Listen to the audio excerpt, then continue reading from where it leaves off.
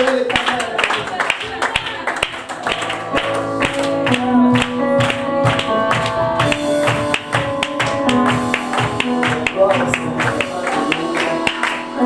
Est-ce que vous pouvez battre l'œuvre du Seigneur?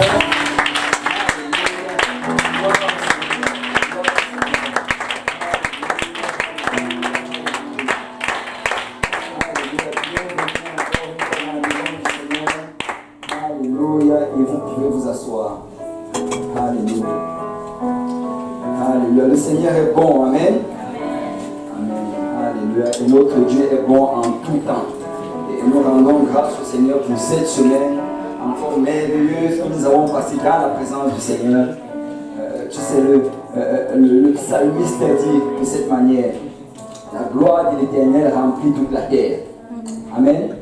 Et il dit: la gloire de l'Éternel remplit toute la terre. Et si nous ouvrons nos yeux spirituels, nous allons réaliser que Dieu a été bon envers nous. Amen. Est-ce qu'il y a des gens qui réalisent que Dieu a été bon envers eux cette semaine? Alléluia. Et nous voulons être un peu plus reconnaissants. Alléluia. Merci Seigneur pour ta bonté. Et nous allons faire les annonces rapidement. Nous rendons grâce au Seigneur pour la semaine passée, mais nous anticipons la semaine prochaine. Amen. Oh yes. Et il y a beaucoup de choses qui vont se passer cette semaine. Amen. Et nous rendons grâce au Seigneur. Donc nous allons d'abord commencer par demain. Demain, ça va être comme d'habitude le samedi de 19h à 21h. Ici, et également à l'église de Saint-Laurent, il y a la prière. Et vraiment, nous voulons vous encourager à venir à la prière. C'est très important. Et plus de prière, amen. Et nous voulons être un peuple qui prie. Amen. Et ensuite de cela, dimanche, nous avons nos services. Le service ici, ça commence dimanche à 10h. À 10h. C'est ça. Nous avons, j'ai oublié de le mentionner, mais nous avons, pour ceux qui le savent, nous avons le deuil demain, la cérémonie de, je ne sais pas si on appelle ça le deuil, la cérémonie de funérailles demain à Saint-Laurent, ceux de la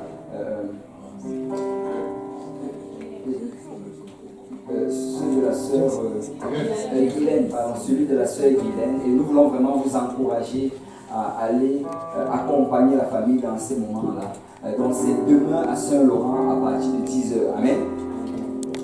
Et si vous pouvez continuer à garder la famille en prière, et ce ne sont pas des moments faciles, ils ont vraiment besoin de la prière de l'Église. Amen. Et ensuite de cela, donc demain soir, il y aura la prière également ici à Saint-Laurent. Dimanche, le service commence ici à partir de 10h, mais nous voulons être là à 9h30 pour la prière. Et ensuite, il y a un autre service à partir de 17h30 ici. Et ensuite, lundi, ça va être l'étude biblique ici à partir de 19h30. Amen. Et la prière commence à 19h. Et mardi, nous avons évangélisation dans plusieurs coins de la ville. Et nous n'avons pas encore commencé l'évangélisation dans les campus. Nous sommes encore dans les parcs. Amen. Est-ce qu'il y a des gens ici qui se joignent souvent à l'équipe d'évangélisation? Ok, là je vois quand même quelques mains. Mais je vais encourager le reste. Écoute, évangélise. Va te joindre à cela. Peut-être tu regardes, tu dis: oh, je ne suis pas capable. Rien que le fait de te mettre de leur nom, ça fait toute une différence. Amen. Parce que l'Esprit de l'Éternel est en toi. Et quand tu marches dans les rues de cette ville, tu fais tomber les démons et les principautés. Donc je veux vraiment nous encourager. Joignons-nous à l'équipe d'évangélisation et voyons la main du Seigneur agir. Et ensuite, mercredi, nous avons étude à Saint-Laurent à partir de 19h30. Jeudi, étude biblique ici à l'Est et dans chacune de nos églises, Philippe, Saint-Michel, Montréal-Nord. Et ensuite, vendredi prochain, la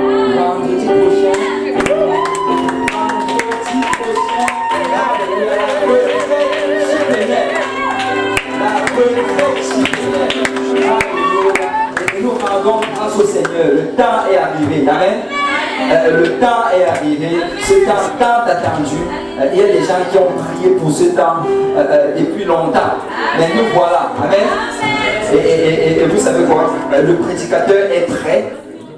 Et nous voulons être prêts parce que le Seigneur est prêt. Amen. Et moi, je vous dis que ça va être un moment extraordinaire. Nous allons passer un très grand moment dans la présence du Seigneur. Donc, vendredi prochain, nous ne serons pas ici. Le service chiprinel, ça va se tenir dans le nord. Au nord. C'est en fait à Val-des-Lacs. Et ça va commencer là-bas à partir de 19h30, comme nous commençons ici. Mais ce qu'on va faire, c'est qu'on va quitter d'ici assez tôt pour s'assurer d'arriver là-bas à temps. Bon, pour cela, il faut donc que je fasse quelques annonces rapides. Le pasteur Yannick m'a envoyé la liste et ceux qui avaient déjà payé complètement leur montant, on les a ajoutés. Ceux qui n'avaient pas payé complètement, on a donc retranché leur nom. Parce que nous voulons vraiment je crois qu'on a donné assez d'avertissements comme cela et nous devons avancer. Amen. Je vois les gens qui sont un peu secoués dans la salle. Mais si vous savez tout payer, vous n'avez pas besoin d'être secoués. Mais si vous, je veux juste vous encourager d'appeler le frère Yannick et de regarder, d'être sûr, parce que si votre nom est enlevé et que on essaie d'avancer, on ne pourra pas faire grand chose pour vous. Mais appelez le frère Yannick et essayez de vous assurer que tout était en ordre, parce que nous devons avancer. Amen. Et donc, pour le week-end prochain, nous allons quitter d'ici aux alentours de 19h30. Pardon, nous allons quitter de 17h30, arriver à Val-des-Lacs. Et quand on va arriver, on va avoir un service directement quand on va arriver, parce que ça prend environ 1h30 ou bien 1h15, dépendamment du trafic pour y arriver. Et quand nous serions là-bas, nous allons d'abord avoir un service et après cela, nous allons avoir le repas. Donc je veux vous encourager, si vous êtes quelqu'un qui avait de la difficulté à passer 3 heures sans manger, mangez avant d'arriver. Amen. Parce que nous allons d'abord avoir le service et le repas après. Parce que nous ne pouvons pas avoir le repas avant, sinon les gens vont juste dormir au service. Mais nous voulons être éveillés pour écouter la parole du Seigneur. Amen. Donc grignotez quelque chose, ne vous empiffrez pas. Venez écouter la parole de Dieu et après il y aura un succulent repas qui va nous attendre. Et après cela, donc, nous allons nous coucher le lendemain, nous aurons le matin le petit déjeuner et après nous aurons un service le matin. Après à midi, nous aurons encore le repas du midi et après nous aurons le service. Et après le service, on aura plusieurs activités et là je vais en venir. Après cela, nous aurons le service, le repas du soir avant d'avoir le service du soir. Et en fait, il y a beaucoup de choses. Est-ce qu'il y a des gens qui étaient l'année dernière? Et laissez-moi vous dire que c'est un programme chargé. Amen. C'est très chargé. Et si souvent vous avez de la difficulté à vous réveiller tôt le matin, la retraite chipinienne va beaucoup vous aider. Ça va beaucoup vous aider. Parce que nous avons un programme chargé et nous voulons permettre au Seigneur de faire ce qu'il veut faire dans nos vies. Amen. Ok, et là je vais donc faire quelques annonces rapides par rapport à cela. Bon, premièrement, je dois d'abord nous avertir que pour les douches, le site où on est présentement, c'est même meilleur que l'ancien site parce que les douches sont vraiment sont classe. Il y a beaucoup de douches et il y a beaucoup de toilettes. Mais je veux nous encourager, comme l'année dernière, à ne pas passer trop d'heures à la douche. En fait, je ne parle même pas d'heures, pas trop de minutes à la douche. Parce que nous sommes nombreux, nous sommes environ dans les 100 et nous voulons permettre à tout le monde de également prendre sa douche. Donc si tu as l'habitude dans la maison de passer 2 heures à la douche, divise cela par 10. Et permet aux autres également de pouvoir utiliser la douche. Mais pour les douches, chacun doit apporter lui-même sa propre serviette et son savon. Il doit porter sa brosse à dents et sa pâte dentifrice s'il veut se brosser les dents. J'espère que tout le monde va se brosser. Et en ce qui concerne la literie, en fait, ils nous fournissent bien sûr le lit avec l'oreiller, avec les draps. Mais vraiment, c'est toujours une bonne idée que d'apporter son propre drap. C'est toujours une très bonne idée. Donc, si tu peux juste plier ton drap, le mettre dans ton sac et l'apporter avec toi, tu n'as pas besoin d'apporter le matelas. Amen. Et aussi autre chose, Là-bas, il y aura de l'eau disponible en tout temps, beaucoup d'eau à boire. Mais nous voulons que chacun apporte soit sa bouteille, soit sa bourre. Parce que nous ne voulons pas distribuer des bouteilles jetables, parce que ça va juste, on va les retrouver partout. Et nous ne voulons pas cela. Et je sais que peut-être il y a des environnementalistes parmi nous, mais nous voulons que chacun apporte sa propre bourre d'eau, bien sa propre bouteille. Mais il y aura beaucoup d'eau. Et autre chose aussi pour le sport, parce que nous aurons plusieurs activités sportives et d'autres activités à l'extérieur. Donc, c'est mieux pour chacun d'entre nous d'apporter des chaussures de sport. Apporter des chaussures de sport, peut-être dans son sac, peut-être pas pour le service, mais apporter des chaussures de sport. Parce que nous avions déjà eu les années dernières des gens qui voulaient gravir la montagne avec des talons. Et ça, ce n'est pas sage. Et c'est même très dangereux. Donc, apporter, et pour gravir la montagne, en fait, on va vérifier si vous avez des talons ou des chaussures légères, vous ne pouvez pas y aller parce que c'est juste trop dangereux. Nous ne pouvons pas vous porter sur le chemin du retour. Amen. Et autre chose aussi, si vous avez des allergies, juste nous aviser pour que on regarde, pour qu'on puisse regarder le menu avec vous. Et donc globalement, le départ ce sera à Saint-Laurent. Il y aura 2 bus. Normalement, on voudrait avoir 2, je crois qu'on aura les 2 bus qui vont nous attendre à Saint-Laurent. Et à partir de Saint-Laurent, nous allons partir. Donc, nous voulons être à Saint-Laurent à partir de 17h30. 17h30 au plus tard, quelqu'un doit être à Saint-Laurent parce qu'à n'importe quel moment, le chauffeur pourra prendre la route. Donc 17h30 au plus tard. Mais si vous voulez venir avec votre véhicule, comme plusieurs personnes l'ont déjà fait, et souvent les gens préfèrent avoir cette liberté-là, si vous pouvez m'envoyer un message texte, juste pour m'aviser cela, comme ça on n'aura pas besoin de vous compter parmi les sièges, juste m'aviser que je vais venir avec mon véhicule, ou bien je vais venir dans le véhicule de telle ou telle personne, ou bien j'aurai tel nombre de personnes dans mon véhicule, de telle manière à ce que nous puissions vraiment bien coordonner les choses. Amen. Si on peut afficher, est-ce que vous avez des photos? Oui. D'accord. Là, bon là-bas ça c'est bon. Avant d'afficher les photos, on va d'abord rester à celle-ci. Celle-ci là c'est une montagne. Bon, ça ne ressemble pas à la montagne que nous avons là-bas, mais c'est une montagne.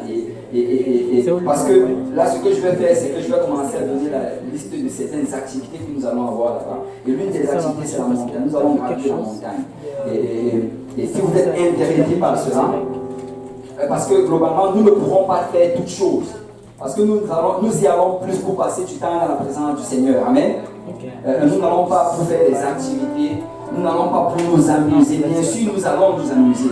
Mais la raison première, c'est que nous voulons entendre de la part du Seigneur. Amen.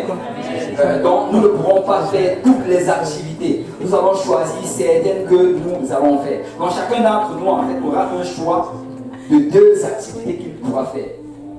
Donc, je vais citer, en fait, quand je parle d'activité, en même temps activité et sport, donc je vais citer certaines d'entre elles. Et j'aimerais que, si vous pouvez m'envoyer un message texte, ou bien l'envoyer en fait, c'est mieux de l'envoyer, comme ça je les ai tous ensemble. Un message texte qui va me dire quelles des 2 activités vous allez faire, comme ça on pourra bien planifier l'avance. Vous savez, cette année, parce qu'on a beaucoup de monde, ça prend une meilleure planification. Donc, aidez-nous si vous pouvez le faire. Donc, une des activités, c'est la montagne. Et pour monter la montagne, ça prend des chaussures de sport. Ok, si on peut m'envoyer une photo. Ok, ici, ça c'est la pêche. Non, reviens à l'autre, juste un à la fois, s'il te plaît. Ça, c'est la pêche à la ligne. Ce que nous allons faire, en fait, c'est que nous allons avoir un étang là-bas. Et nous allons avoir un professionnel de la pêche qui va nous montrer comment faire la pêche à la ligne. Donc ça, c'est une activité également que quelqu'un peut faire. Mais l'endroit où on fait cela, c'est un endroit, en fait, le nom de ça, c'est Kanataki. Et c'est un endroit où ils font beaucoup d'activités, mais ce sont des activités payantes. Donc nous avons discuté avec eux, nous avons pu avoir un deal. Et pour la pêche à la ligne, si vous voulez participer à cela, il faudra que vous payiez $5. Ça va coûter $5. Et là, avec cela, on va pouvoir s'arranger pour pouvoir. Donc si vous êtes intéressé par la pêche à la ligne, vous pouvez m'avertir. Si tu peux revenir, je crois que vous êtes allé trop loin. Oui, c'était bon. Envoie le deuxième que tu viens d'envoyer, s'il te plaît. Deuxième, ça c'est là. Bon, ça c'est un poisson. Et normalement, les poissons qui sont là-bas, ce sont des truies. Et quand tu pêches un poisson, tu le gardes. C'est ça la bonne nouvelle. Amen. Donc si tu réussis à pêcher un poisson à la ligne, tu le ramènes tu le ramènes au camp et on va le briser pour toi. Ok, ça c'est le deuxième ici. Ça c'est la pêche à la main. Si tu peux remonter la jeune fille, l'autre photo avec la fille, c'est ça la pêche à la main. Globalement, c'est quoi? C'est qu'il y a des torrents et ils vont nous emmener parce que dans ces torrents-là, il y a des truites justement qui passent par là. Et là, on va marcher dans ces torrents-là et les poissons que tu réussis à prendre à la main, mais ces poissons-là aussi, tu le gardes. Amen. Mais cette activité, par contre, ça coûte 10 dollars. Mais oui, c'est tout le monde était Amen. Mais ça coûte. Ils doivent entretenir leur camp. Donc ça coûte 10 dollars. Et pour ça, par contre, pour la pêche à la ligne, si vous voulez participer, vous devez nous donner les 5 dollars pour qu'on fasse ça comme un pot. Mais pour la pêche à la main, c'est quand on va arriver aussi, vous leur donnez ça vous-même. Mais il faut par contre que vous nous avertissiez avant. Parce que je ne voulais pas m'occuper de prendre. Je préfère que vous donniez ça directement à ce site-là qui s'occupe de cela, comme ça. Mais on a fait un deal, parce que d'habitude, ils chargent 20 dollars pour faire la pêche à la main. Mais on a fait un deal et ils pourront charger 10 dollars pour ceux qui pourront le faire. Mais vous devez m'avertir en avance. Et comme pour la pêche à la ligne, tout poisson que vous allez attraper, vous pouvez le ramener et le déguster le soir. Le prochain, bon, ça c'est, on appelle ça, peut-être qu'il y a des gens qui le connaissent ici, la tyroline. Bon, je sais qu'il y a des gens qui sont des adeptes des sports extrêmes. Mais si quelqu'un veut faire cela, j'espère au moins qu'il va prier avant de le faire. Et c'est répandu parce qu'on ne sait jamais. Mais si quelqu'un veut le faire, il est libre de le faire, mais il doit payer directement au site parce que je ne veux rien avoir à faire dans cela. Il doit payer directement au site. Je vois qu'il charge 50 dollars pour cela. Donc tu peux payer directement au site et tu pourras le faire et avoir du fait. Amen. Et le prochain, l'équitation. Ils ont également des chevaux là-bas.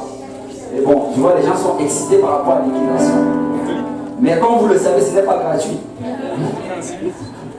Les chevaux ne poussent pas sur les arbres. Ça coûte cher de les entretenir. Donc l'équitation, en fait, eux, ils chargent 60 dollars pour une heure d'équitation. Et ça fait, 60 dollars. Je crois qu'on pourrait peut-être discuter pour avoir un deal, mais je ne crois pas que ça va descendre en dessous de 50 dollars. Donc ceux qui veulent le faire, vous pouvez encore payer directement à ce site-là, ils vont le faire. Mais ce site-là n'est pas dans le camp. C'est environ à 5 minutes en voiture du camp. Donc c'est vraiment lors des moments des activités que le bus va prendre ceux qui sont intéressés par cela et les amener là-bas pour qu'ils les fassent pendant pratiquement 1 heure ou bien 1h30. Mais le reste, par exemple, qui n'est pas intéressé par aucune de ces choses, vous pouvez juste rester au camp si vous voulez, vous pouvez juste causer les uns les autres, ou bien vous pouvez aller sur la montagne, mais pour aller dans ce site-là, ça coûte quelque chose, et donc c'est cela. Et en ce qui concerne maintenant les sports, bon, nous aurons là-bas le volleyball, nous aurons le football et nous aurons le ballon chasseur. Et là, ce sont les 3 sports que nous allons faire. Et si vous êtes intéressé par l'un de ces sports-là, il faudrait que vous me textiez. Donc si vous pouvez me texter une activité et un sport, une activité, un sport par personne, comme ça, nous allons pouvoir arranger cela. Par contre, je ne sais pas, est-ce qu'il y a quelqu'un ici qui connaît bien les règles du ballon chasseur? Amen. Ok, le frère Wilderson dit qu'il connaît très bien les règles du ballon chasseur. Parce que le ballon chasseur, ce n'est pas juste ramasser la balle et lancer sur les gens. Il y a des règles. J'ai même vu, c'est un sport de compétition. J'ai vu en ligne là. Il paraît qu'il y avait un tournoi récemment, le Canada était même dans ce tournoi. Et tu vois ces gars-là, ils se positionnent et c'est vraiment du sérieux. Et les lignes sont tracées et c'est un sport de compétition, donc il y a des règles. Donc nous allons jouer selon les règles et ça va être très intéressant. Donc je vais m'arranger avec le frère Wilderson et on va s'assurer à ce que les règles soient bien faites. Donc là, c'est tout pour en ce qui concerne les annonces de la retraite. J'espère que je n'ai rien oublié. Mais si vous avez des questions, me voir à la fin du service, ou bien je vais donner mon téléphone afin que vous pouviez me texter. Pour ceux qui, j'aurais peut-être dû faire un test de savoir qui connaît mon téléphone. Comme ça, j'allais appeler le reste dans mon bureau. J'en ai un. Bon, le téléphone, c'est le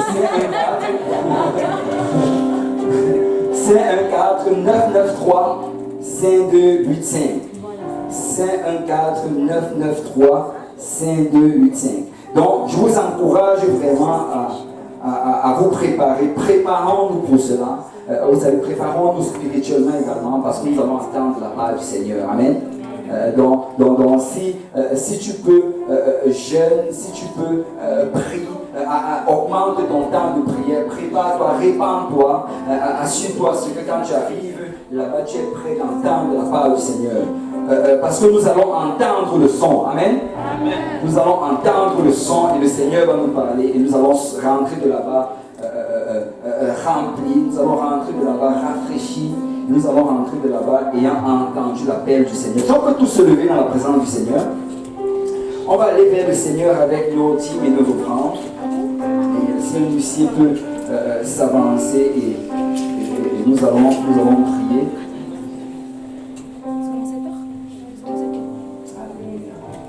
Si le frère Jeff peut prier pour nous. Offrant et priant, l'Éternel Dieu Tout-Puissant, ainsi que la Sainte Réponse, ainsi que la Ténèbre, te louons, t'adorons, et nous prions pour les enfants que nous avons rapportés par ta gloire.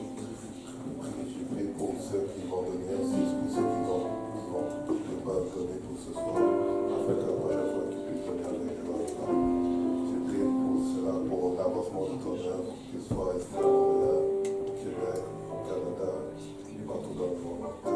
De tout honneur, toute gloire, toute honneur, c'est ainsi que je prie. Au nom de Jésus. On louer le Seigneur en donnant avec joie. Alléluia. Est-ce qu'on peut battre les mains pour le Seigneur?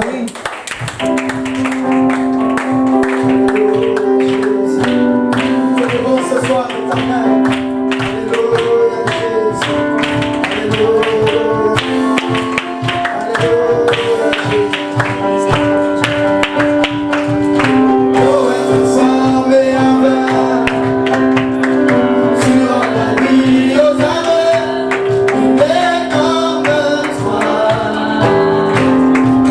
Goodbye.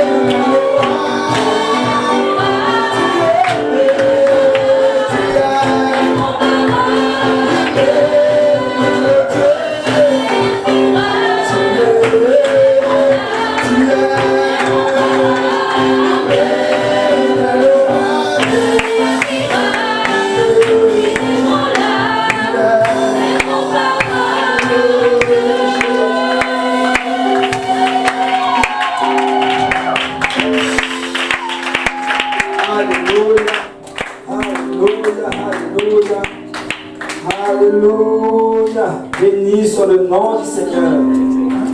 Il est admirable, il est incomparable. Nous bénissons son saint nom ce soir. Amen. Alléluia. Alléluia. Sans plus tarder, nous allons aller dans nos livres. Et nous allons aller dans le livre de Matthieu. Et je suis content de voir mon ami Eti avec nous aujourd'hui. C'est juste comme ça.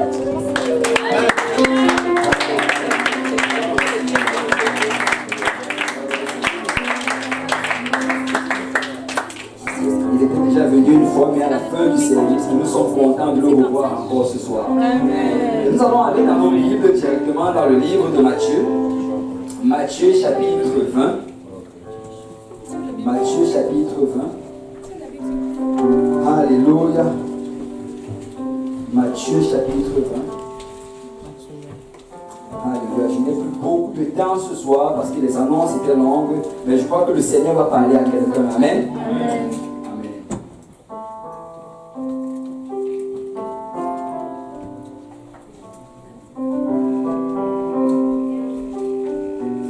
Matthieu chapitre 20. Si vous y êtes, dites Amen.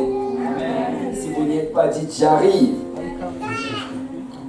Matthieu chapitre 20 à partir du verset 1, la Bible dit: car le royaume des cieux est semblable à un maître de maison qui sortit dès le matin afin de louer des ouvriers pour sa vigne.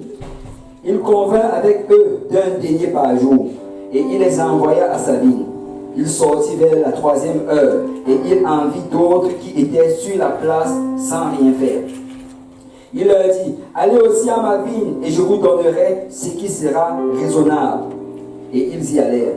Il sortit de nouveau vers la 6e heure et vers la 9e. Et il fit de même.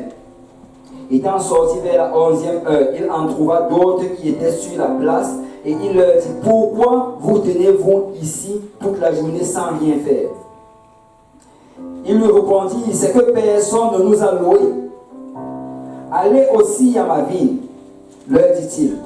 Quand le soir fut venu, le maître de la vigne dit à son intendant: appelle les ouvriers et paie-leur le salaire en allant des derniers aux premiers. Ceux de la 11e heure vinrent et ils reçurent chacun un denier. Les premiers vinrent ensuite, croyant recevoir davantage, mais ils reçurent aussi chacun un denier. En le recevant, ils murmuraient contre le maître de la maison et dirent: ces derniers n'ont travaillé qu'une heure et tu les traites à l'égal de nous, qui nous avons supporté la fatigue du jour et de la chaleur. Il répondit à l'un d'eux: mon ami, je ne te fais pas tort. N'es-tu pas convenu avec moi d'un denier? Prends ce qui te revient et va-t'en. Je veux donner à ce dernier autant qu'à toi. Ne m'est-il pas permis de faire de mon bien ce que je veux? Ou vois-tu de mauvais œil que je sois bon? Ainsi les derniers seront les premiers et les premiers seront les derniers. Alléluia. Et avec l'aide du Seigneur, je veux prêcher sur ce message aujourd'hui, les ouvriers de la 11e heure. Les ouvriers de la 11e heure. Si on peut élever nos mains et nos voix vers le Seigneur. Père Céleste, nous te disons merci, Papa, pour tout ce qui a été fait jusqu'à présent. Merci pour ta présence dans ce lieu. Merci de nous avoir touchés, Père, d'avoir fait une œuvre dans notre vie. Père, alors que nous entrons, Seigneur, dans la prédication de la parole de Dieu, ouvre-moi le prédicateur, afin que j'annonce tes oracles à ton peuple, sans crainte ni faveur, et que tu parles à ton peuple au travers de moi. Père, je prie, Seigneur, pour que chacun d'entre nous aujourd'hui, Seigneur, ait l'oreille, Seigneur, attentive à ta parole. Et le cœur réceptif, Seigneur, afin que nous puissions mettre cette parole en pratique et voir le fruit qui nous mène jusqu'à la vie éternelle. Père, bénis ton peuple alors que ta parole est prêchée. C'est au nom de Jésus que nous prions. Si l'Assemblée de Dieu peut dire au nom de Jésus. Au nom de Jésus. Si on peut battre encore une fois le nom de Jésus.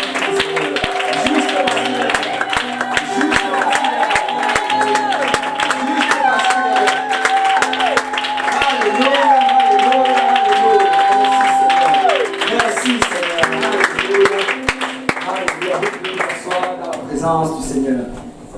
Est-ce qu'il y a quelqu'un ici qui cherche du travail? Soit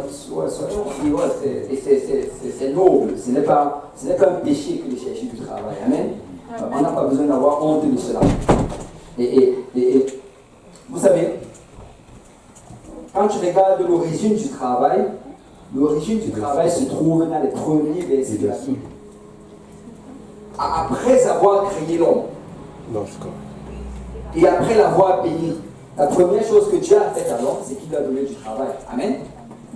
Dans le livre de Genèse chapitre 2, verset 15, la Bible dit qu'après que Dieu, si on peut afficher les versets en même temps, après que Dieu ait créé l'homme, il a fait ce magnifique jardin. Et là, il a pris l'homme, il allait le mettre dans le jardin pour le cultiver et pour le garder. Donc, dès le départ, le Seigneur a donné du travail à l'homme. Amen. Il a dit, homme, ton travail, ce sera de cultiver ce jardin et de le garder. Et par la suite encore, tu réalises que plus tard, il appelle encore l'homme. Et dans les prochains versets, il appelle l'homme, il demande à l'homme de donner des noms à tous les animaux qui se trouvent dans ce jardin. Et il y avait beaucoup d'animaux. Ça, c'était du travail. Amen. Est-ce que vous savez qu'il y a des gens aujourd'hui que son travail, c'est de donner des noms à des molécules? Des gens qui font la nomenclature. C'est du travail. Donner des noms à des nouvelles espèces. C'est le travail de certaines personnes. Et Adam était appelé à faire ce travail. Donc Adam a eu du travail même avant qu'il ne trouve une femme. Alléluia. Amen. Amen. Et ça peut-être, j'espérais que c'est une révélation pour un frère. Amen. Écoute, avant de chercher à te marier, cherche d'abord du travail. Amen. Amen. Vous savez, les enfants de Dieu, les hommes de Dieu payent toute la facture quand ils vont au restaurant. Amen. Pas de 50 et 50. Amen. Amen. Écoute, si tu n'es pas capable de payer un repas, comment tu vas faire pour payer la ration? Amen. Allô? Amen. Amen. Amen. Il y a certains frères qui ne veulent plus rien dire. C'est la vérité pareille. Amen. C'est la vérité pareille. Et Dieu a donné d'abord du travail à l'homme. Et en plus, c'est quand il était en train de travailler que Dieu lui a révélé qu'il avait besoin d'une femme. Et la Bible dit qu'alors qu'il nommait les animaux, il a vu le lion venir. Il a dit, ça c'est le lion, et à côté d'elle, de lui, ça c'est la lionne. Et il a vu le singe, ça c'est le singe, ça c'est la guenon. Il a vu le chien, ça c'est le chien, ça c'est la chienne. À un certain moment, il a réalisé que moi je suis l'homme, mais où est l'autre? Et c'est là que le Seigneur l'a fait tomber dans un profond sommeil, et là lui a donné une épouse. Et une forte révélation là-dedans. Tu sais, tu vas trouver en fait la femme quand tu auras trouvé ton ministère. La femme vraiment que le Seigneur met dans ta vie, tu vas la trouver quand tu sauras vraiment ce à quoi Dieu t'appelle à faire. Parce que réellement, ça va être une aide pour toi. Amen. Souvent, on prend l'exemple, on dit que si par exemple, le Seigneur t'a appelé à être missionnaire en Amazonie, et que là, tu ne connais pas encore ton appel, et là, tu te maries avec une sœur qui est attachée à Montréal, comment vous allez faire? Ça va être le problème. Amen. Amen. Il faut que quand tu la vois pour la première fois, tu te dis, tu sais quoi, si tu me poses en Amazonie. Amen. Amen. Bon. Alléluia. Mais globalement, on l'a appelé, il a d'abord commencé à travailler. Et vous savez, quand ils ont péché, les choses ne se sont pas arrangées. Quand ils ont péché, ça s'est empiré. Parce que maintenant, le Seigneur a dit à l'homme que ce travail que tu faisais avant, maintenant, ça va être accompagné de douleur. Regardez, Genèse 3, verset 17. Il dit à l'homme, puisque tu as écouté la voix de ta femme et que tu as mangé de l'arbre au sujet duquel je t'avais donné cet ordre, tu n'en mangeras point. Le sol sera maudit à cause de toi, c'est à force de peine que tu en tireras ta nourriture tous les jours de ta vie. Il te produira des épines et des ronces, et tu mangeras de l'arbre des champs. C'est à la sueur de ton visage que tu mangeras du pain, jusqu'à ce que tu retournes dans la terre d'où tu as été pris. Car tu es poussière et tu retourneras dans la poussière. Et littéralement, ce que le Seigneur a dit, il dit que, écoute, le jugement à cause du péché. C'est que ce travail qui était avant dans le jardin d'Éden, et vous savez, travailler dans un jardin, c'est agréable. Ce n'est pas un travail pénible. Quand tu travailles dans ton propre jardin, bon, je ne dis pas quand tu pars cueillir les fraises de quelqu'un d'autre, là c'est pénible. Mais si tu travailles dans ton propre jardin, c'est agréable. Amen. Amen. Et Adam faisait cela avant. Mais là, après cela, le travail a commencé à devenir pénible à cause du péché. Et le Seigneur lui a dit que tu vas avoir de la peine, tu vas avoir de la douleur, tu vas manger à la fièvre de ton front, jusqu'à ce que tu retournes à la poussière. Et c'est quoi le jugement dans cela? Le jugement, c'est que nous allons travailler jusqu'à la mort. Nous allons travailler jusqu'à la mort. Et il y a des gens aujourd'hui qui ne veulent pas travailler. Il y a des gens aujourd'hui qui ont horreur du travail. Mais vous savez, très souvent, quand nous voulons échapper à ce jugement-là qui a été donné à l'humanité, nous allons nous trouver dans les trous. Nous allons être dans le trou. Parce que le Seigneur a décidé que si nous allons manger, ben nous allons travailler. Amen.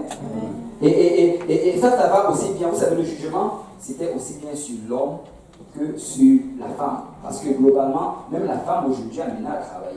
C'est si par exemple tu es une sœur et tu te dis, oh non, moi je vais juste épouser un homme riche. Vous savez, à la maison, il y a beaucoup de travail. Amen. Beaucoup de travail. Souvent, il y a même plus de travail qu'à l'extérieur. C'est vrai. Donc nous devons juste nous décider, je vais travailler. Parce que c'est un jugement qui a été donné sur l'humanité. Je ne sais pas si quelqu'un a déjà entendu ce dicton-là. En fait, c'est une parole que quelqu'un a donnée. Il a dit, le travail éloigne de nous 3 grands mots. L'ennui, le vice et le besoin. Est-ce qu'il y a quelqu'un qui a déjà entendu cela à l'école? Que le travail éloigne de nous 3 grands mots. L'ennui, le vice et le besoin. Et vous savez, l'oisiveté va amener beaucoup de vices dans nos vies. C'est quand quelqu'un reste à ne rien faire. À un certain moment, il va commencer à faire des mauvaises choses. Et c'est très important de ne pas rester oisif. C'est très important de toujours être en train de faire quelque chose. Et je veux dire à quelqu'un aujourd'hui, et que nous sommes appelés à travailler d'un travail séculier, mais nous sommes également appelés à travailler pour le Seigneur. Ne reste pas oisif spirituellement. Assure-toi d'avoir quelque chose que tu fais pour le Seigneur. Parce que quand nous sommes oisifs, nous ouvrons la porte à l'ennemi. Est-ce que vous savez que le Seigneur, quand il nous a sauvés, il nous a donné une responsabilité de travail? Bon, je vois qu'il y a des sceptiques. Allons dans le livre d'Éphésiens. Éphésiens chapitre 2, verset 8. Et ça nous parle de la grâce. Très souvent, les gens vont citer le verset 8, mais ils ne vont pas citer les 2 autres versets qui viennent après. Éphésiens chapitre 2, verset 8. On dit, car c'est par la grâce que vous êtes sauvés, par le moyen de la foi, et cela ne vient pas de vous, c'est le don de Dieu. On dit qu'on est sauvé par la grâce. Amen. Nous sommes d'accord, nous sommes sauvés par la grâce. Regarde le prochain verset. Ce n'est point par les œuvres, afin que personne ne se glorifie. Et en fait, ce n'est pas juste le premier. Les gens vont toujours citer les 2 premiers. Oh, nous sommes sauvés par la grâce. Ce n'est point par les œuvres. Et c'est vrai. Nous ne sommes pas sauvés par les œuvres. Vous savez, nous n'avons rien eu à faire pour obtenir le salut. Amen. Tout ce que nous avons eu à faire, c'est juste de nous identifier à Christ. Parce que Christ a fait l'œuvre à la croix. Amen. Christ a fait l'œuvre au calvaire. Christ est mort pour nous. Il a souffert pour nous. Il a porté le châtiment pour nous. Mais vous savez quoi? Après qu'il ait fait cela, et que nous avons obtenu par la grâce ce salut, maintenant que nous avons ce salut, Christ attend à ce qu'on travaille. Regardez le prochain verset. Verset 10. Car nous sommes son ouvrage. Dis à ton voisin que tu appartiens à Christ. Nous sommes son ouvrage, ayant été créés en Jésus-Christ pour de bonnes œuvres. Pour de bonnes œuvres. Nous n'avons pas été sauvés par nos œuvres, mais nous avons été sauvés pour des œuvres. C'est-à-dire, après le salut, il y a des choses que nous devons faire pour le royaume de Dieu. Amen. Il dit, pour de bonnes œuvres que Dieu a préparé d'avance afin que nous les pratiquions. Donc avant même que nous ne soyons sauvés, c'est Dieu, avant qu'il ne te sauve, il avait déjà des œuvres qu'il avait préparées pour toi. Et ne reste pas oisif dans le Seigneur. Ne reste pas à ne rien faire. Cherche quelque chose à faire. Cherche quelque chose à faire pour le royaume du Seigneur. Et que nous devons arriver à ce point-là où nous réalisons que j'appartiens au Seigneur Jésus-Christ. Je fais partie du corps du Christ et je dois être utile. Amen. Je dois être utile. On ne va pas lire l'autre verset, mais dans le livre de Tite, Tite chapitre 2, verset 11, il nous parle encore de la grâce, mais à la fin, il nous dit que quand nous avons été créés, Dieu se faisait un peuple zélé pour les œuvres. Zélé pour les œuvres. Amen. Amen. Vous savez, je ne sais pas pour vous, mais j'ai des œuvres que je dois faire pour le royaume du Seigneur. Amen. Et je dois faire quelque chose. Il faut que le Seigneur m'utilise. Nous n'avons pas juste été sauvés pour nous asseoir dans les bancs et attendre le retour du Seigneur. Mais nous devons travailler pour l'œuvre du Seigneur, nous impliquer. Vous savez, la prière de quelqu'un, ça doit être: Seigneur, qu'est-ce que je peux faire pour ton royaume? Seigneur, qu'est-ce que je peux faire pour l'avancement de ton royaume? Seigneur, utilise-moi pour sauver quelqu'un. Utilise-moi pour guérir quelqu'un. Nous devons arriver à ce point où nous avons le fardeau du Seigneur. Amen. Et vous savez, travailler pour le Seigneur, ça va nous garder dans le Seigneur. Et je vais le répéter pour que quelqu'un le saisisse bien. Travailler pour le Seigneur va te garder dans le Seigneur. Regardez, vous vous rappelez de Noé? Amen. Qui se rappelle de Noé? Noé vivait dans des temps difficiles. C'était une période où ce n'était pas populaire de servir Dieu. C'était une période où tout le monde n'était pas intéressé par les choses de Dieu. Une période de méchanceté. En fait, c'était une période comme la nôtre. C'est quand Jésus parle de la fin des temps. Je vois qu'il y a des gens qui sont distraits avec la liste. Amen. Gloire au Seigneur. Quand Jésus parle de la fin des temps, il fait toujours référence au temps de Noé. Il dit comme dans le temps de Noé. Et quand nous regardons aujourd'hui, nous réalisons que nous sommes comme dans le temps de Noé. Et nous sommes vraiment à la fin. Et Noé, en fait, vivait dans une période où Dieu voulait sauver son peuple. Mais les gens étaient trop occupés. Et je veux dire à quelqu'un aujourd'hui, de la part du Seigneur, écoute, même si les autres ne servent pas le Seigneur, serve le Seigneur. Amen. Même si les autres s'éloignent de Dieu, viens et serve le Seigneur. Ne te laisse pas entraîner par les autres. Noé, malgré le fait que personne ne servait Dieu, lui, il a servi le Seigneur. Amen. Dans sa génération, il a servi le Seigneur. Et le Seigneur, en ce temps-là, il lui a révélé son plan. Il lui a dit: écoute Noé, il faut que tu te bâtisses une arche. Parce que je vais sauver mon peuple au travers de cette arche. Et vous savez, Noé, en ce temps-là, il a commencé à bâtir l'arche. Parce qu'il avait entendu de la part du Seigneur. Et quand tu étudies la Bible, tu réalises que Noé a passé 120 ans pour bâtir cette arche. 120 ans pour bâtir une arche. Waouh! Toute une vie. La Bible dit que la vie de l'homme aujourd'hui c'est 100. Imagine 120 ans à bâtir une arche. Et Noé a continué à la faire et à la faire. Mais vous savez, la chose encore qui est encore plus difficile quand je regarde le travail que Noé a fait, c'est qu'après avoir bâti l'arche, 7 jours avant que le déluge ne tombe sur la terre, le Seigneur a dit à Noé: entre dans l'arche, toi et toute ta famille. Dans 7 jours, je vais faire tomber le déluge. Vous savez, 120 ans peut-être pour Noé c'était difficile, mais moi je crois que les 7 jours qui sont entrés dans l'arche, à attendre le déluge, c'était encore plus difficile. Et je vais m'expliquer. Tu sais, peut-être quand tu construisais l'arche, il était à l'extérieur. Mais là maintenant, pendant ces 7 jours, il devait être à l'intérieur. Et l'arche ne sentait pas très bon. Amen. Amen. Vous savez, dans l'arche, il y avait tout genre d'animaux. Il y avait même la moufette dans l'arche. Un couple de moufettes. Et ça ne sentait pas bon. C'était pas un lieu où tu voulais être. Et il y avait les animaux, la Bible ne nous dit pas que les animaux sortaient pour aller faire le sel à l'extérieur. Tout était dans l'âge.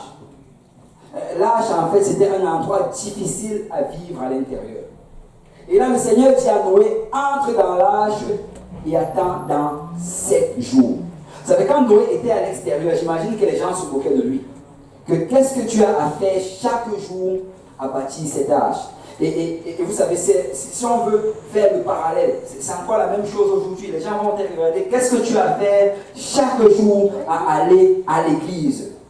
Qu'est-ce que tu as à faire chaque jour à investir de ton temps, de ton énergie et de ton argent dans les choses de l'église? C'est parce que eux, ils regardent et ils ne réalisent pas que la fin est proche. Ils ne réalisent pas que le Seigneur revient bientôt. Mais Noé, de son côté, il avait entendu de la part du Seigneur. Il savait que la fin était proche. Il savait que le Seigneur allait bientôt détruire la terre. Et je vais profiter pour encourager quelqu'un ici. Continue à bâtir l'âge. Continue à la bâtir. Même si personne ne veut le faire, continue. Parce que tu as entendu de la part du Seigneur. Tu sais que le Seigneur revient bientôt. Tu sais que la trompette va sonner. Que nous allons être enlevés vers le Seigneur. Et juste continue à bâtir cet âge. Continue à la bâtir. Et la Bible dit qu'après l'avoir fait, maintenant, il est entré dans l'âge, comme le Seigneur lui a dit. Il a attendu 7 jours. Vous savez, Noé, dans l'âge, c'est comme s'il était en prison. Amen. C'est comme, parce que l'âge, c'était un endroit fermé. Il y avait une seule porte dans l'âge. C'est comme s'il était en prison pendant 7 jours, mais que la porte était ouverte. Et imagine cela qu'on te mette en prison, mais qu'on laisse la porte ouverte. Je parlais à un frère, parce que j'avais demandé si quelqu'un était déjà là en prison. Bon, le frère m'avait dit que lui, il est déjà parti. Et je parlais avec lui, il m'expliquait que c'était pour une histoire banale et tout. Mais il dit qu'il a eu à passer 7 jours en prison. Non, 14 jours, pardon, 14 jours en prison. Et il dit que pendant qu'il était en prison, il dit que ces 14 jours-là, ça comptait comme 14 ans. Parce qu'en prison, tu vois le temps passer. Amen. Bon, je vois qu'il n'y a plus beaucoup de prisonniers ici, là. Mais en prison, tu vois vraiment le temps passer. La prison, c'est comme une des choses les plus terribles qu'un homme peut expérimenter. Imagine que tu es assis dans une pièce fermée, seul, pendant 14 jours. Vous savez, il y a des gens que, quand ils s'évadent de prison, et qu'ils sont sur le point d'être rattrapés par la police, ils décident de se donner la mort. Parce qu'ils disent, je ne retourne pas en prison. Parce que ce n'est pas un endroit agréable, c'est un endroit très, très, très difficile. Amen. Mais Noé était en prison dans cet âge. Et la porte était ouverte. Et ça, c'est vraiment la situation d'un chrétien aujourd'hui. Nous sommes dans les 7 jours de grâce. Le Seigneur va bientôt fermer la porte. Mais vous savez quoi? La porte est toujours ouverte. Amen. La porte est toujours ouverte. Et tu peux être là, tu ressens la pression. Tu peux être là, tu entends les moqueries de l'extérieur. Tu es attiré par les choses de l'extérieur. Tu te dis, je peux juste sortir et avoir la liberté. Je peux juste peut-être sortir et après revenir. Mais la chose, c'est que tu ne sais pas quand cette porte va être fermée. Tu te dis, pourquoi est-ce que je souffre tant? Pourquoi est-ce que je suis en train d'endurer autant? On me parle de destruction, mais je ne vois pas la destruction. Je peux voir par les fenêtres le soleil. Je peux voir par les fenêtres la lumière. J'entends les gens s'amuser. J'entends les gens se marier. J'entends les gens se divertir. Qu'est-ce que je fais assis dans cette prison ouverte? Mais moi, je rends grâce à Dieu parce que Noé n'est pas sorti de cet âge. Parce que Noé savait que si le Seigneur a dit, la chose va arriver. Le Seigneur a dit qu'il y aura un déluge, donc il y aura un déluge. Alors je reste dans l'âge. Et je veux encourager quelqu'un aujourd'hui, écoute, peu importe la pression, reste dans l'âge. Nous sommes dans les 7 jours de grâce. Bientôt cette porte va être fermée. Ce n'est pas le temps d'aller regarder à l'extérieur. Ce n'est pas le temps de prendre une pause du Seigneur. Ce n'est pas le temps de relâcher un tout petit peu. Parce que cette porte peut être fermée à n'importe quel moment. Je ne sais pas pour vous, mais je suis comme mon pasteur. Tu sais, si tu me mets dehors par là et tu bloques la porte, je vais courir rentrer par derrière. Parce que je reste dans l'âge. Je ne vais nulle part, je reste dans l'âge. Peu importe la pression, je reste dans l'âge. Amen. Et je ne sais pas si vous vous rappelez de l'histoire là. C'est l'histoire de cet homme-là qui le Seigneur l'a envoyé annoncer dans une ville que la ville allait être détruite. Et là, il arrive dans la ville, tout scellé, il met sa pancarte dessus. Je ne sais pas si vous avez déjà le pancarte de sandwich, là. On écrit devant, on écrit derrière. Ici, il met sa pancarte sur lui et il écrit devant: le Seigneur va détruire la ville, repentez-vous. Il écrit derrière: le Seigneur va détruire la ville, repentez-vous. Et là, du matin jusqu'au soir, il se promène dans les rues de la ville en criant ce qui est écrit sur la pancarte: le Seigneur va détruire la ville, repentez-vous. Le Seigneur va détruire la ville, repentez-vous. Et là, il le fait le premier jour. Après, il rentre dormir. Il se relève le lendemain, il fait encore la même chose. Après le troisième jour. Et vous savez, il a fait cela pendant des mois et des mois et des mois. À un certain moment, les gens qui l'entouraient et qui passaient par la même route tous les jours ne comprenaient pas cet homme. Et là, quelqu'un l'a arrêté. On dit: excusez-moi, monsieur, ça fait des mois que vous passez et je vous vois dire la même chose. Et je ne vois même pas une seule personne vous suivre ou se repentir. Pourquoi ne pas juste arrêter et faire les choses comme les autres? Le monsieur lui a regardé, lui a dit: écoute, là, depuis quelque temps, j'ai arrêté de le faire pour les autres. J'ai commencé à le faire pour moi-même. Amen. J'ai réalisé que si j'arrêtais de parler comme cela, j'allais retomber dans les choses que j'étais avant. Et je vais dire à quelqu'un aujourd'hui: n'arrête pas de servir le Seigneur. N'arrête pas de travailler pour le Seigneur. Parce que si tu arrêtes de travailler, tu vas retourner sur les choses d'avant. Juste continue à travailler, continue à persévérer, travaille même pour toi-même. Et je vais dire à quelqu'un: regardez bien, Noé, il devait bâtir cet arche pour lui-même. Est-ce que quelqu'un s'est déjà arrêté et il a pensé: si Noé s'était fatigué de bâtir cet arche, peut-être après 40 ans, il ne l'avait pas bâti, qu'est-ce qui se serait passé? Même lui, il aurait péri. Amen. Donc peut-être il la bâtissait pour les autres, mais il la bâtissait également pour lui. C'est quand le Seigneur nous appelle à travailler pour lui. C'est parce que c'est ça qui va nous garder dans le Seigneur. Et nous devons réaliser cela, c'est très très important. Quand tu regardes la parole de Dieu, il y a plusieurs endroits où le Seigneur nous appelle à travailler pour lui. Il y a dans la parabole des talents. Il y a dans plusieurs fois, il nous envoie: faites ceci, faites cela.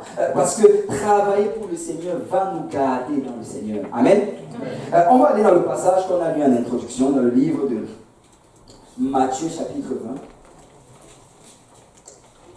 Et ça, c'est ce qu'on appelle souvent dans certains passages la parabole des ouvriers. Ici, on nous dit: car, c'est Jésus qui parle, car le royaume des cieux est semblable à un maître de maison qui sortit dès le matin, afin de louer des ouvriers pour sa vie. La première chose qu'on peut remarquer ici, c'est que le maître de la maison s'est levé très tôt le matin pour aller louer des ouvriers. Vous savez, il a réalisé qu'il avait un besoin. Il a réalisé en fait que ça prenait des ouvriers pour faire l'œuvre. Et je veux dire à quelqu'un: nous sommes le corps du Christ. Amen. Si Dieu va faire quelque chose, c'est au travers de nous.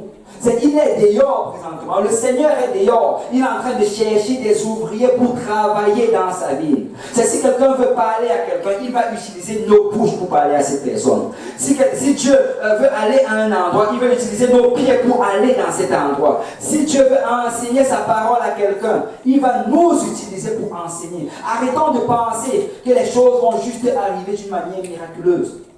Dieu veut nous utiliser. Et la Bible dit qu'il s'est levé tôt le matin. Il allait chercher des gens pour travailler dans la ville. Donc il convint avec eux d'un denier par jour et il les envoya à sa ville. Et là, regardez le verset 3. Il sortit vers la 3e heure. Il en vit d'autres qui étaient sur la place sans rien faire. Il leur dit: allez aussi à ma ville et je vous donnerai ce qui sera raisonnable. La Bible dit qu'après 3 heures de temps, il s'est levé, il a réalisé que là, le travail ne va pas être complété. J'ai encore besoin de gens. Et il est sorti, et là quand il est sorti, il a trouvé des gens qui étaient assis à ne rien faire. Vous savez, quand je disais cela m'a frappé. Parce que très souvent nous allons être dans la maison de Dieu et nous allons être à ne rien faire. Mais quand tu regardes, il y a beaucoup de travail dans le Seigneur. Il y a beaucoup de travail dans le Seigneur. Vous savez, il y a tellement de travail. Je ne sais pas si quelqu'un a déjà suivi le principe de Pareto, mais moi je pense que ça s'applique même dans l'Église. On dit que d'habitude, c'est un statisticien qui a découvert cela, que d'habitude dans les compagnies, c'est 20% des employés qui font 80% du travail. Et souvent ça s'applique même dans l'Église. Et quelqu'un a décrit l'Église, ça c'est un prédicateur, il a décrit l'Église comme un match de football. Il dit que dans le match de football, il y a à peu près une vingtaine de personnes qui sont sur le terrain et qui travaillent beaucoup, qui font beaucoup d'exercices et qui sont très fatigués, mais ont besoin de repos. Par contre, il y a beaucoup de personnes dans les gradins qui sont juste assis, qui ne font rien, mais qui ont plutôt besoin d'exercice. Bon, les autres vont saisir cela après. Mais réellement, c'est cela. Souvent, ceux qui sont impliqués sont beaucoup impliqués. Mais ceux qui ne le sont pas, ne le sont juste pas. Mais nous sommes tous appelés à travailler. Vous savez, le Seigneur n'a pas appelé juste quelques-uns, il a appelé tout le monde. Amen. Et la Bible nous montre ici comment il sort encore après. Parce qu'il y a beaucoup de travail. Et il appelle encore que venez, j'ai du travail pour vous. Venez travailler dans mon champ. Et regardez ceci. Après cela encore, le verset 6, on nous dit, non, le verset 5, on nous dit, il sortit de nouveau vers la 6e heure et vers la 9e heure. Et il fit de même.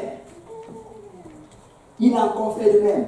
6e heure, 9e heure. Parce qu'il y a beaucoup de besoins.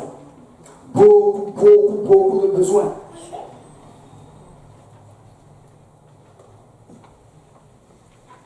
Je me rappelle encore quand on avait eu le bishop David Kabena qui était venu. Et il avait prêché sur ce sujet. Et là, quand il prêchait, il avait dit que quand lui était... une fois, il avait appelé son pasteur des jeunes. Et il a demandé d'aller faire le recensement de tous ceux qui travaillent dans la maison du Seigneur, parmi les jeunes. Et là, on devait appeler les jeunes les uns après les autres. On allait leur demander qu'est-ce que tu fais. Et là, on allait prendre les notes. Et à la fin, ils avaient réalisé que le taux de chômage à l'église était très grand. Vous savez, ici au Québec, on dit que le taux de chômage, c'est environ les 4-5%. Mais qu'en est-il du taux de chômage dans l'église? Et il a réalisé que c'était très grand. Mais il y a pourtant du travail dans le Seigneur. Vous savez, le travail, ce n'est pas juste à l'intérieur. En fait, le travail de l'intérieur, il n'y a plus de travail à l'intérieur, juste en passant. Si quelqu'un voulait appliquer, il n'y a plus de travail à l'intérieur. Les postes sont déjà pourvus. Mais il y a beaucoup de travail à l'extérieur. Nous avons besoin de gens pour enseigner des études bibliques. C'est enseigner des études bibliques à domicile. Les enseigner dans les lieux de travail. Les enseigner dans l'école. Et écoute, on a besoin d'ouvriers pour ça. Nous avons besoin des gens pour évangéliser. Se joindre à l'équipe d'évangélisation le mardi. Frère Rachid, est-ce que vous engagez encore des gens? Oui, le frère Rachid dit qu'il engage. On engage encore. Il y a du travail. Amen. Il y a du travail. On a besoin des gens pour lancer des études bibliques dans leur campus. On a besoin des gens pour s'impliquer dans le ministère des itinérants. Ils ont besoin des employés là-bas. Amen. Je crois qu'ils ont besoin des employés. Amen. Et on a besoin de gens en grand nombre. En grand nombre. Donc il y a du travail. Il y a du travail. Et là, regardez le verset 7. Le verset 6, pardon. Étant sorti vers la 11e heure, il en trouva d'autres qui étaient sur la place. Et il leur dit, pourquoi vous tenez-vous ici toute la journée sans rien faire? Je me demande si le Seigneur Jésus te rencontre aujourd'hui, est-ce qu'il va te poser cette question? Pourquoi te tiens-tu toute la journée sans rien faire?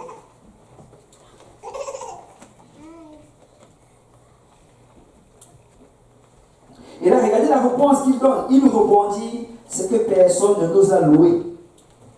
Il dit, personne ne nous a appelés à travailler. Vous savez, il y a certains travaux qu'on n'a pas besoin de t'appeler pour faire. Tu sais, tu n'as pas besoin de demander la permission pour te joindre à l'équipe d'évangélisation.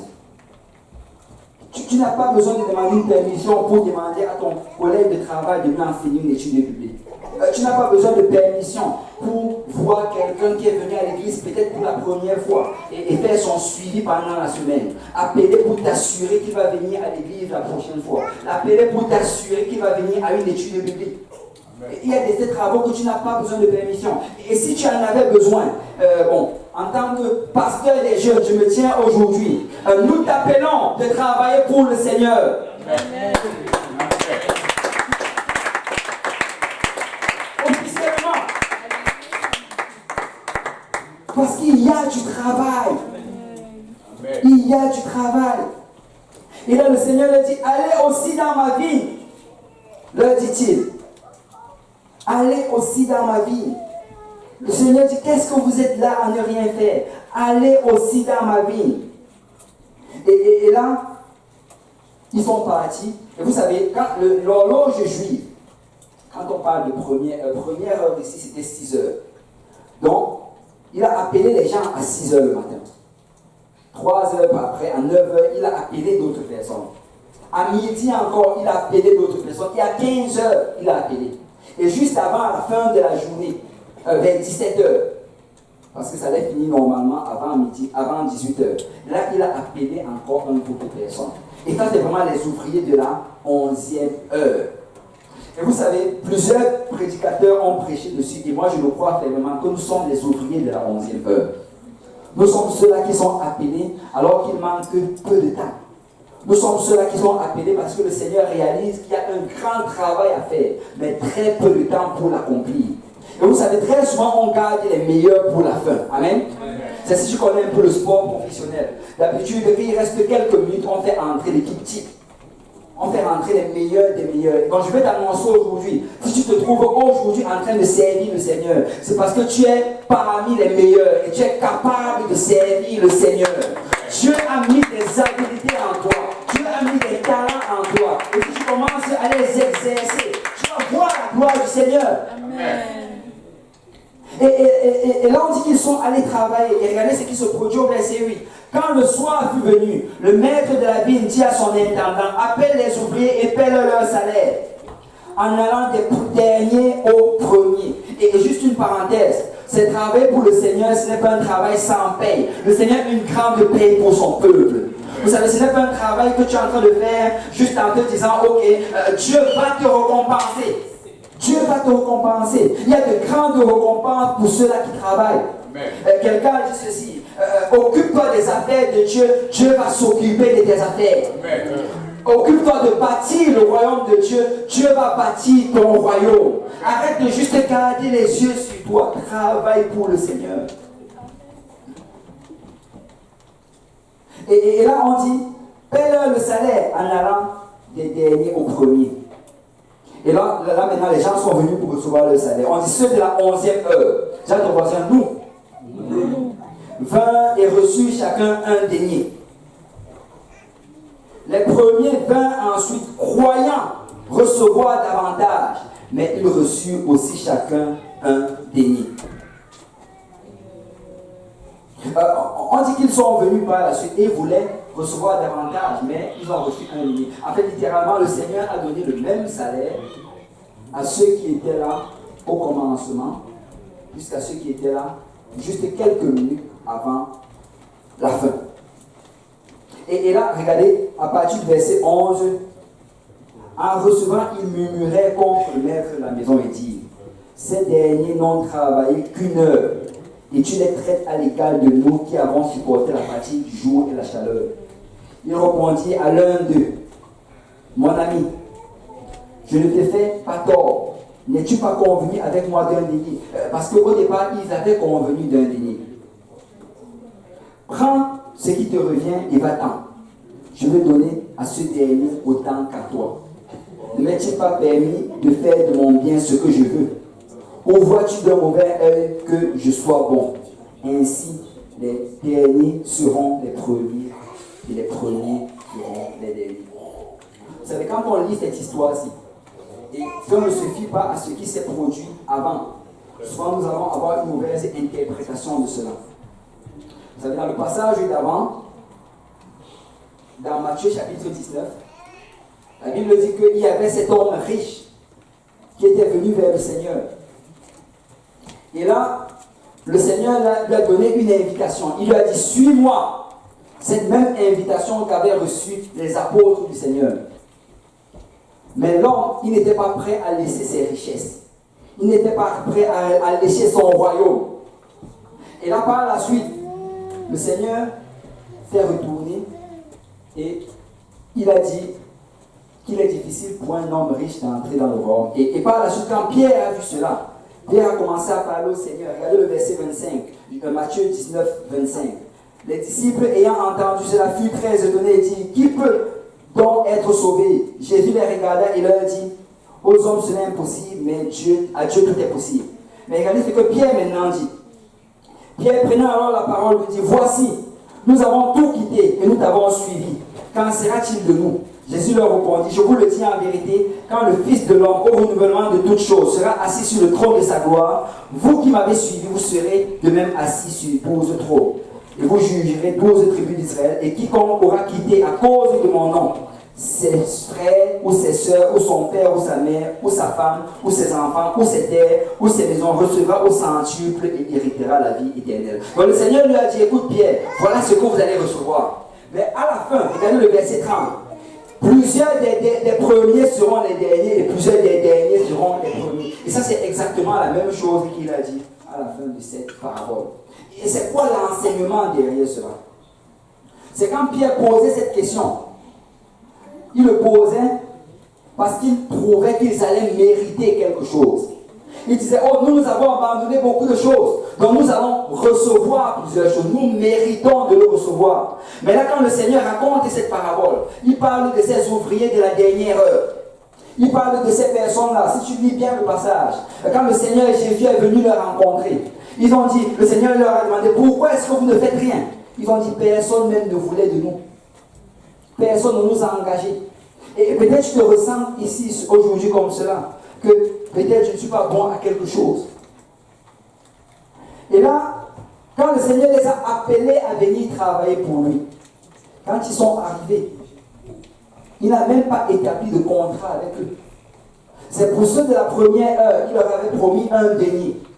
Pour ceux de la troisième, de la sixième, et de la troisième, de la sixième et de la neuvième heure, il leur avait promis un salaire équitable. Mais pour ceux de la dernière heure, de la 11e heure, il n'avait rien promis. Donc ils sont venus vers le Seigneur en toute humilité pour travailler pour le Seigneur. Et l'enseignement que le Seigneur voulait donner ici, c'est que si tu veux vraiment grandir et être efficace pour le Seigneur, il faut que tu travailles pour le Seigneur en ne t'attendant à rien. Amen. Tu ne dois t'attendre à rien. Vous savez, nous devons travailler pour le Seigneur avec un esprit de reconnaissance. Et il y a beaucoup qui veulent juste travailler. Oh, si le Seigneur me bénit avec telle chose, alors je vais commencer à travailler pour lui. Si le Seigneur me donne telle chose, alors, si le Seigneur me donne un mari, alors je vais commencer à faire ceci. Non, non, non. Écoute, Dieu t'a sauvé. Tes péchés ont été pardonnés. Nous devons travailler pour le Seigneur en signe de reconnaissance. Parce qu'il était tellement bon pour nous que si nous pouvions juste faire une chose pour le Seigneur, nous le ferions. Amen. Mais je veux dire à quelqu'un, il y a du travail dans le Seigneur. Et que si tu te lèves et que tu commences à faire quelque chose pour le royaume de Dieu, non seulement tu vas voir la gloire de Dieu, mais ça va te garder dans le Seigneur. Et le Seigneur va faire de très grandes choses au travers de toi. Si on peut se lever tous dans la présence du Seigneur.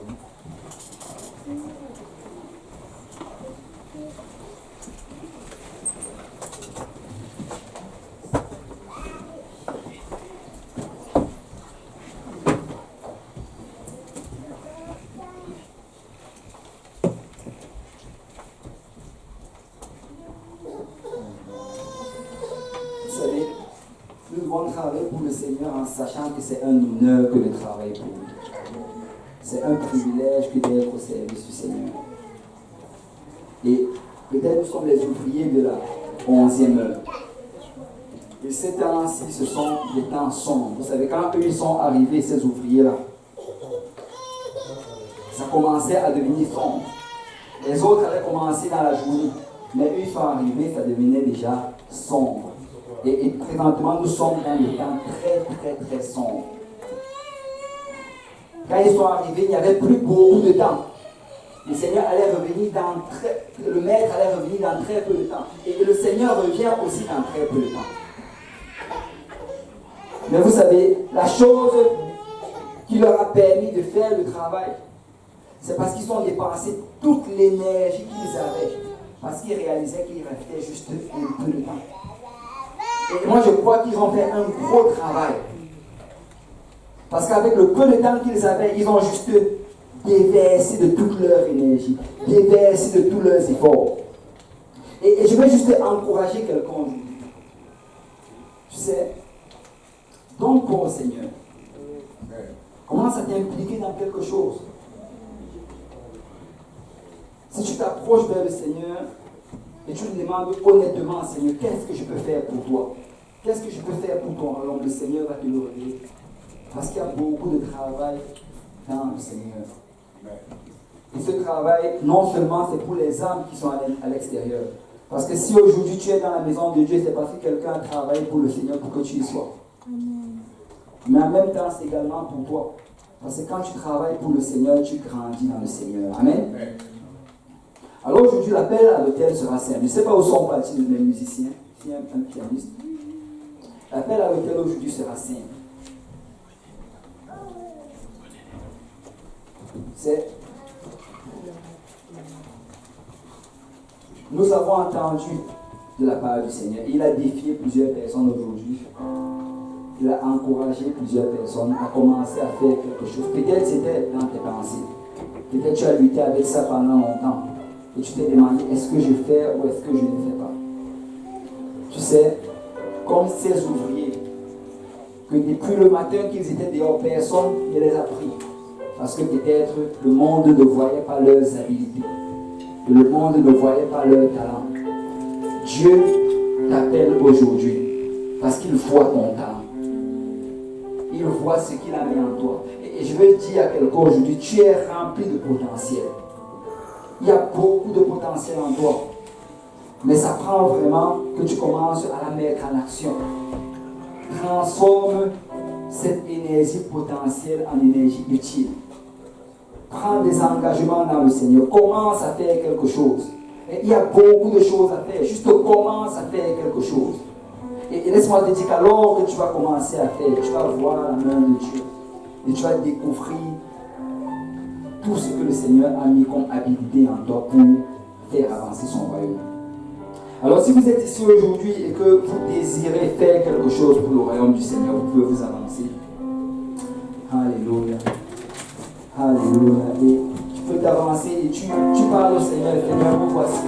Me voici, Seigneur. Je veux faire quelque chose pour ton royaume. Je veux être utile pour ton royaume. Je veux, Seigneur, que tu me montres la voie que je dois suivre.